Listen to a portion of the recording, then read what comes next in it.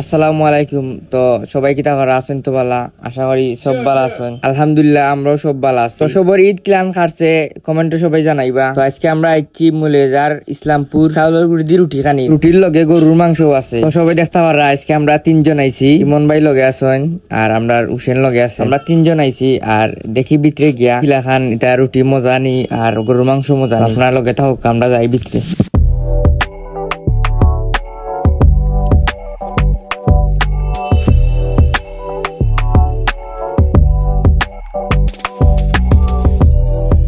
তো দেখতে পারা তারা যে সুন্দর লিখ্যাত হইছে খাইতে আনি চাউলের রুটি গরুর মাংস। তো এখন আমরা ভিতরে যাইমু, দেখি ভিতরের অবস্থা কিতা। তো দেখতে পারা তারা কত সুন্দর সাজাইছেন ঘরটা, অনেক সুন্দর লাগে।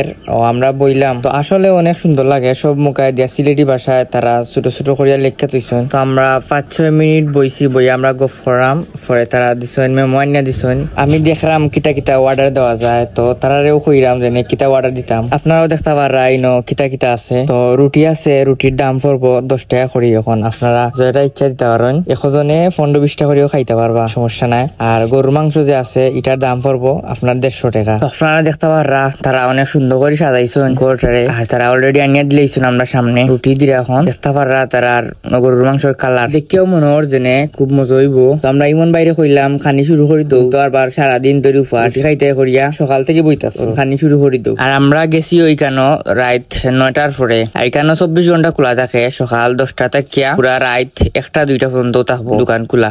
আপনারা দেখার সময় গিয়াও খাইতে পারবা। ইমন বাইরে কইলাম কয়টা বা খাইছো, কয়টা সাইড হুসেন্ডে কইলাম কয়টা খাইছো, তাইনো খাইছেন 60টা। দেখতে পারা কিলাখান বাইক চলের।